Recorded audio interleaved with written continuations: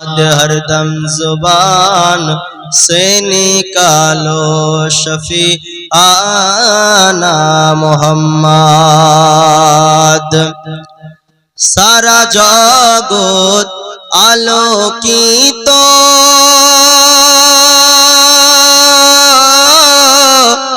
कर नूरेते হলো এতরে। সারা জগৎ আলোকিত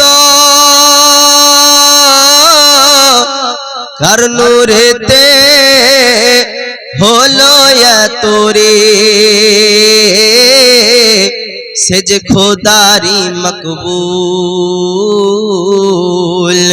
দুই জগতে হবে না কেউ নবীর সমতুল। মহব্বতে বলুন, দুই জগতে আমার নবী মুস্তাফার সমতুল কেউ হবে না।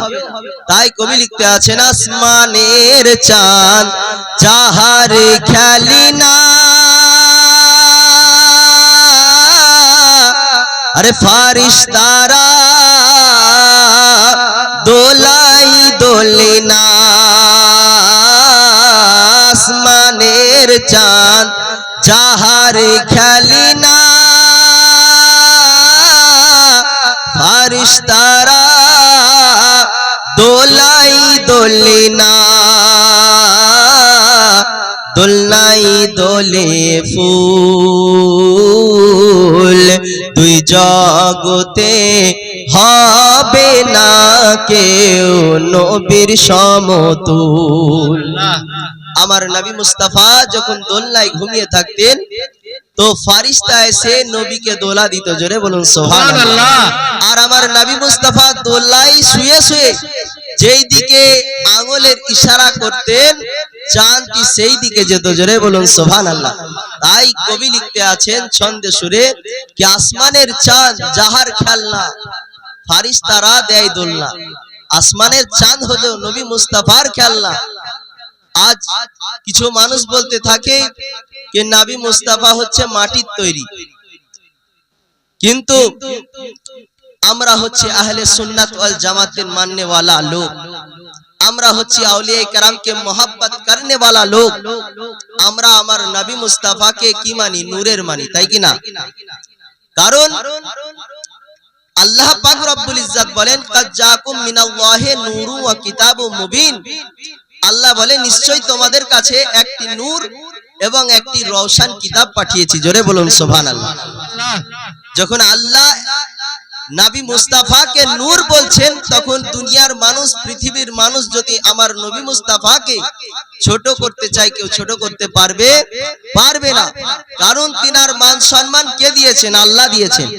আল্লাহ বলছেন, ওয়া রাফা'না লাকা যিকরাক, ইয়া আমার হাবিব আপনার শানকে, আপনার মর্যাদাকে আমি উঁচু করে দিয়েছি। জোরে বলুন সুবহানাল্লাহ। তাহলে যখন আল্লাহ পাক রব্বুল ইজ্জত তিনার শানকে উঁচু করেছেন, পৃথিবীর মানুষ যদি একত্রিত হয়ে সমাবেত হয়ে চেষ্টা করে আমার নবী মুস্তাফার মান সম্মান ঘটাবার, কেউ করতে পারবে? বাবা, কেউ পারবে না। বিরাদাইনে মিল্লাত ইসলামিয়া, আমার সৈয়দ সুলাইমান ভাই আমার, তিনি রিকোয়েস্ট করেছিলেন আমার বন্ধু গোলাম মুস্তাফাকে কে ইনাকে আপনি নিয়ে আসবেন। আমি ইনার ভালোবাসায় এসেছি। আলহামদুলিল্লাহ, আল্লাহ যেন ইনার খিদমতকে কবুল করুক। সবাই বললেন আল্লাহুম্মা আমিন। এবং যিনারা এই জালসাতে হাজির হয়েছেন এবং যিনারা আপনার এই জালসাকে সাজিয়েছেন, কমিটি পক্ষকে আল্লাহ পাক রব্বুল ইজ্জত যেন কবুল করেন। জোরে বলুন সুবহানাল্লাহ। সুবহানাল্লাহ। বিরাদাইনে মিল্লাত ইসলামিয়া, তো আয়াতে কারিমা তেলাওয়াত করেছি, কুল ইন কুনতুম তুহিব্বুনাল্লাহ ফাত্তাবিউনি ইউহিব্বুকুমুল্লাহ ওয়া ইয়াগফির লাকুম যুনুবাকুম আল্লাহু গফুরুর রহিম। আল্লাহ পাক রব্বুল ইজ্জত বলেন, ইয়া আমার মেহবুব আপনি বলে দিন, সারা পৃথিবীর মানুষকে জানিয়ে দিন, যারা আমার সঙ্গে মহব্বত রাখতে চায়, আমাকে পেতে চায়, যারা আমার সঙ্গে বন্ধুত্ব রাখতে চায়, তারা যেন আপনার অনুকরণ করে। জোরে বলুন সুবহানাল্লাহ। তো বিরাদাইনে মিল্লাত ইসলামিয়া, কোরআনের আয়াত দ্বারা বুঝতে পারলাম যে আমি যদি আল্লাহকে রাজি করতে চাই তো সর্বপ্রথম আমার রাসূলুল্লাহকে রাজি করতে হবে।